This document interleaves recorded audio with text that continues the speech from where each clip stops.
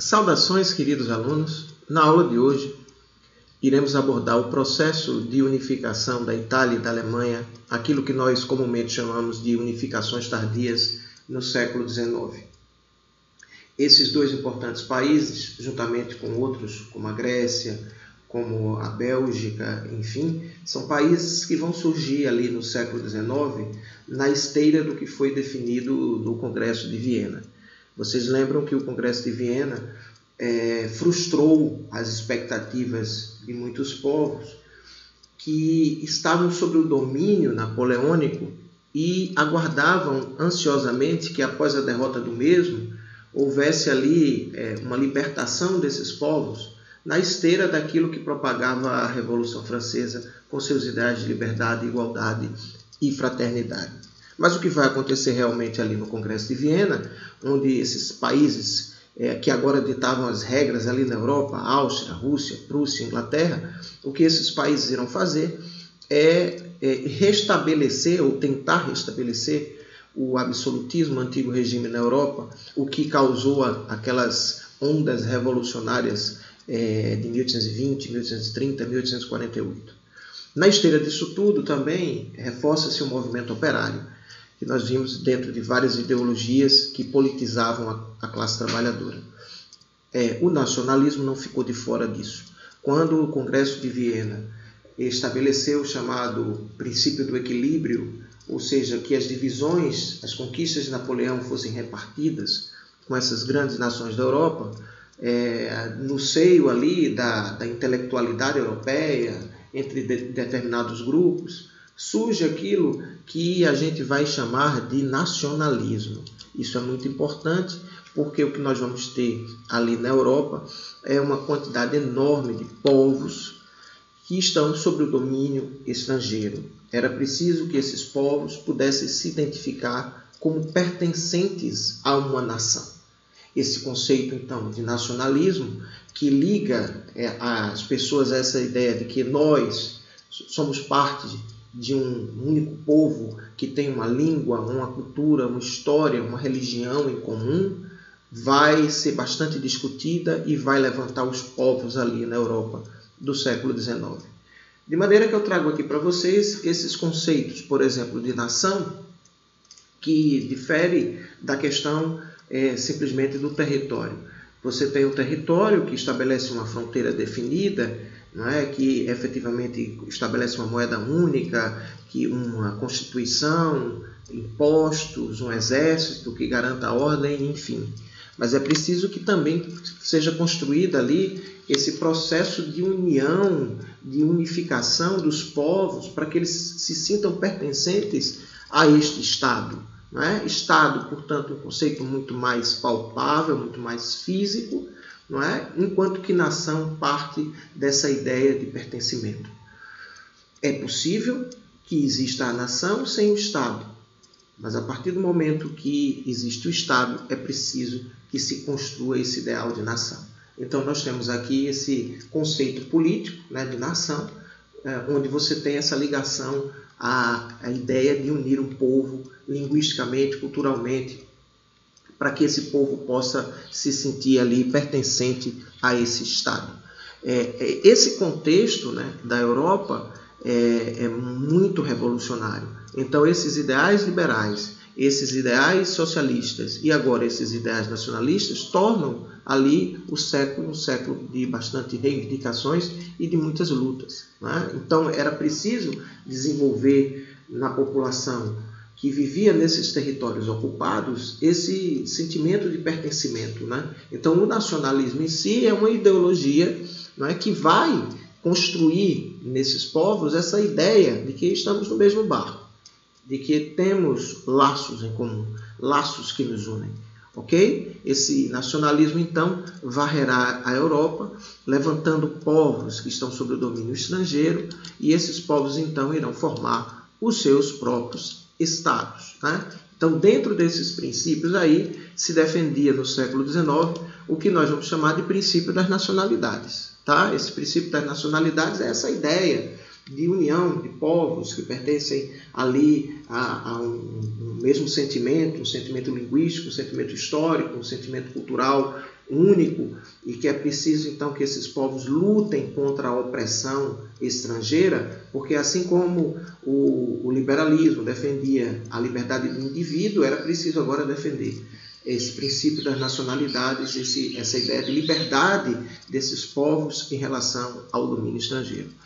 É importante que você lembre tudo isso para você entender que, embora seja importante que se construa esse nacionalismo tenderá a ser extremamente forte ali no século XIX, muitas vezes tendo como desdobramento um nacionalismo xenofóbico, né? Esse nacionalismo xenofóbico que tem aversão a todo estrangeiro e que consegue ali naquele período desenvolver ideias de superioridade racial, né? Estudamos agora há pouco sobre o darwinismo social, de maneira que isso será um desdobramento triste desse princípio das nacionalidades, quando alguns povos começarão a desenvolver esse ódio aos outros e essa ideia de superioridade de um povo sobre outro.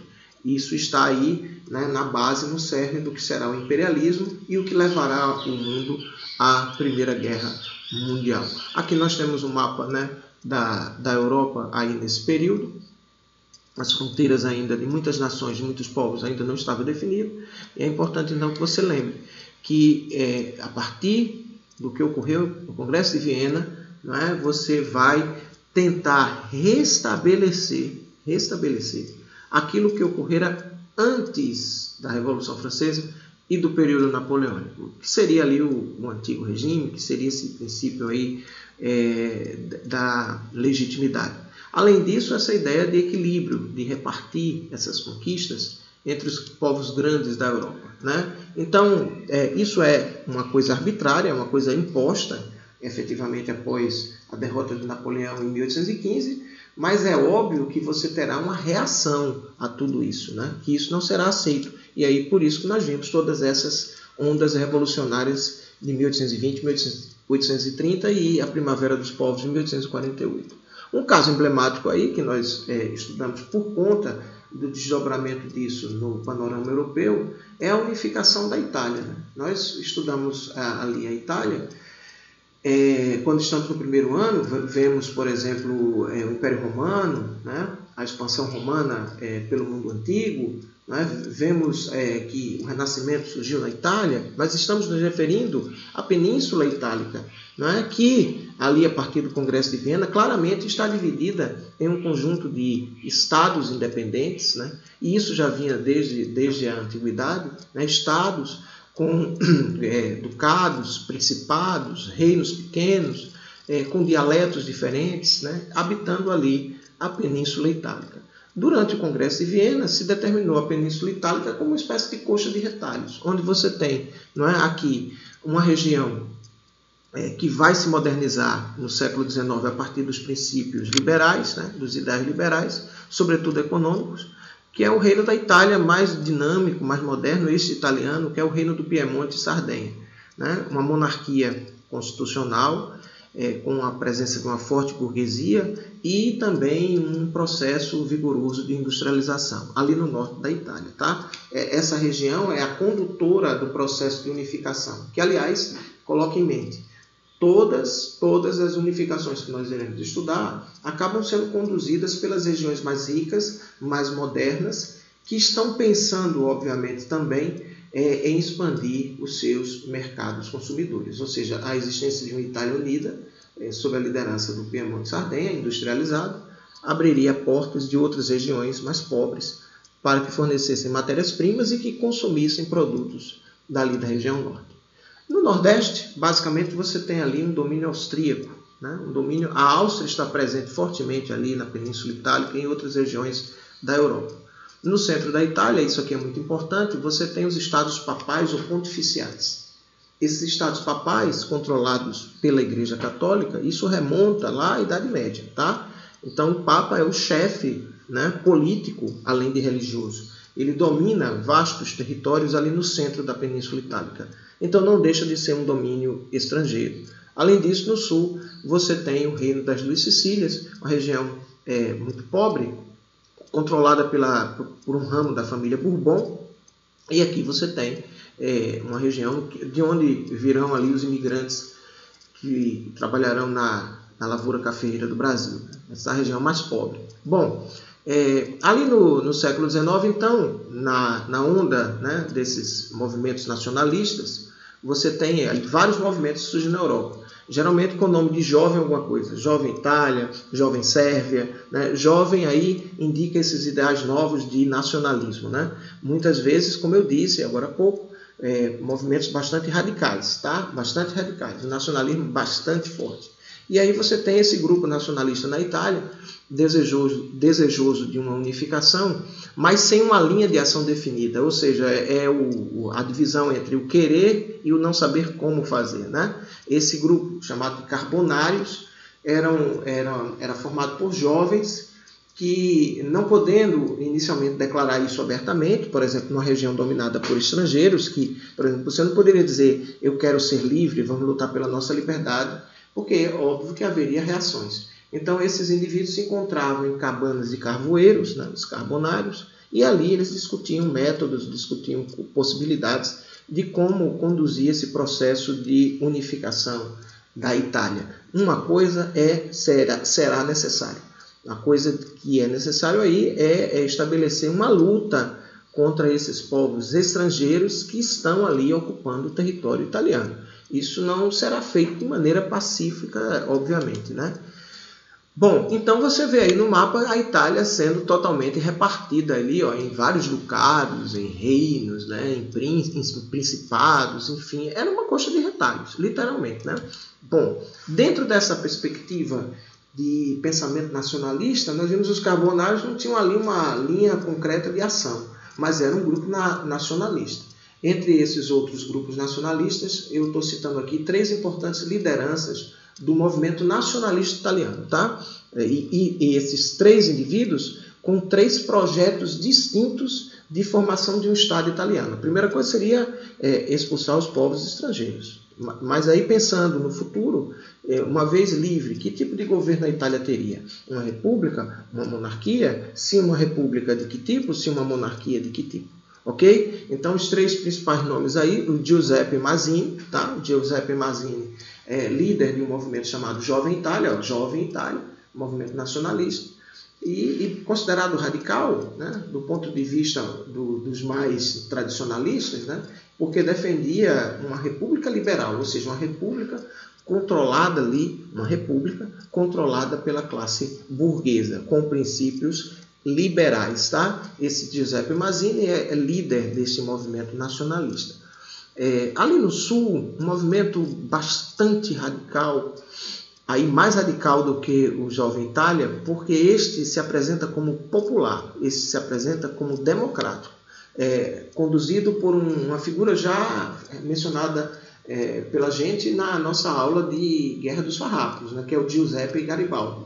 Giuseppe Garibaldi, o herói de 2 mundos, não é? Esteve envolvido numa onda de revoluções ali pela Itália, passou um tempo na América, lutou ali no sul do Brasil, volta, essa feita com a Anita Garibaldi, sua esposa brasileira, e se destaca no processo de unificação italiana. Era um republicano, defensor da democracia popular, né? Democracia popular. Ou seja, o projeto dele de república se assemelha com o do Mazzini só na forma de governo, mas como exercer o governo diferente, liberal e aí popular, né? Democrático. E aquele projeto que será o preponderante, que será o hegemônico, que é o projeto chamado de Risorgimento, né? Esse projeto é conduzido pelo reino do Piemonte e Sardenha na pessoa do seu primeiro-ministro, né? Da pessoa daquele que é o chefe de governo, que é o Camilo Benso ou o Conde Cavour. Né? O Conde Cavour. O Conde Cavour liderava, né? O rei Vítor Emanuel, o rei do Piemonte, ele liderava ali, ele é o mentor, ele é o cérebro da operação nesse processo de condução política, militar, econômica da unificação da Itália, que será o projeto vitorioso. O projeto do Conde Cavour era um projeto de uma Itália monarquista, mas uma monarquia liberal, assim como já era o reino do Piemonte. Então ele será o principal articulador desse movimento. né, fazendo ali, estabelecendo relações diplomáticas com inimigos da Áustria, muitas vezes com a França, tendo ligações com a Prússia, ou seja, ele vai costurar as relações diplomáticas necessárias para que possa conseguir apoio militar e derrotar efetivamente esse império tão importante que era o Império Austríaco, ok? Então, o processo de unificação é conduzido ali ideologicamente por essas três forças, tá certo?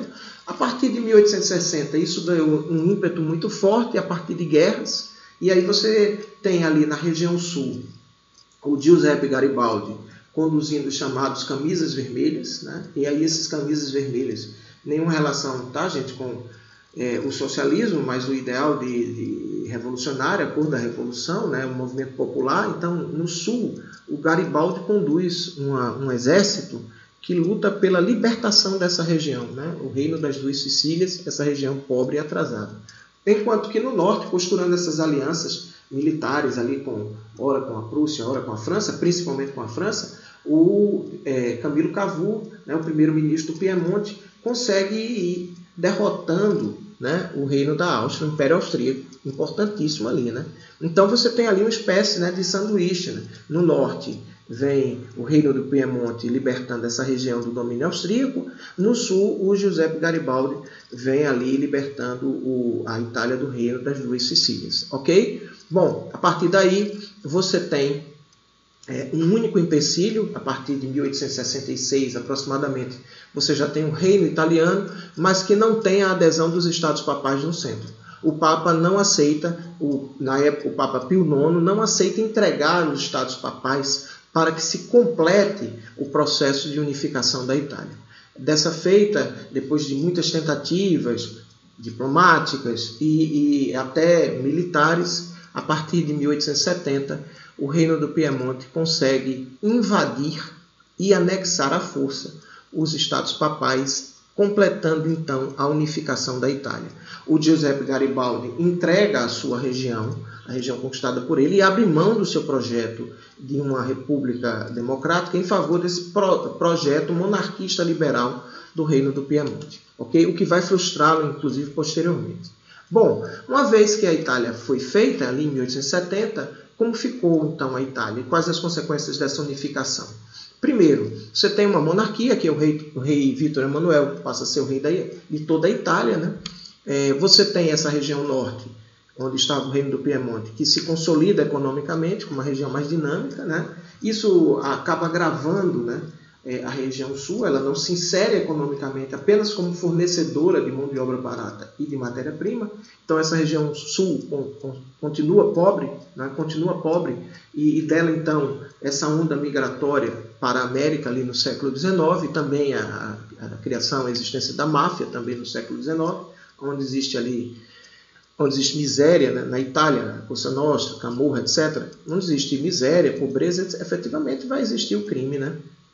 E aí você também tem ali a manutenção de um atrito com a Áustria, porque alguns territórios da Itália continuaram, ainda pequenos territórios, continuaram com o domínio austríaco, as chamadas províncias irridentas, né? Trentino, Tirol, Istria, essas animosidades da Itália com a Áustria, disputando ainda esses territórios, só será resolvido após a Primeira Guerra Mundial.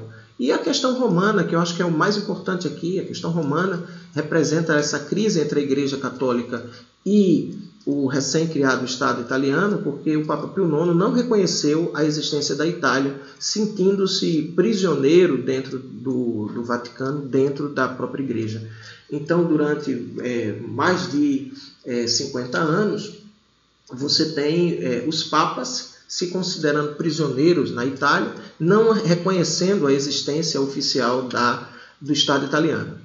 Quem vai solucionar essa questão romana, que é essa briga entre a Igreja e o Estado italiano, é justamente o ditador fascista Benito Mussolini, que chega ao poder nos anos 20 ali na Itália. O Mussolini, buscando a legitimação da Igreja, o apoio da Igreja, o reconhecimento da Igreja, assina com ela o Tratado de Latrão. O Tratado de Latrão determina a criação do Estado, o Estado do Vaticano. Então veja, a igreja não receberá os mesmos territórios que possuía antes, mas recebe de volta o status de um Estado, ali encravado em Roma, o Estado do Vaticano, né? Aquele Estado pequenininho, né? Onde o Papa voltará a ser, né, chefe da igreja, já era, e agora chefe político desse Estado do Vaticano. A ideia disso seria dar à igreja de volta esse status, esse tratado assinado com o Papa Pio XI, e aí, em troca, a igreja daria legitimidade ao Estado fascista do Mussolini. Muito bem, essa é a nossa primeira parte dessas unificações tardias, a unificação da Itália e suas consequências. Na próxima aula, iremos abordar a unificação da Alemanha e a Comuna de Paris. Aguardo vocês, não percam!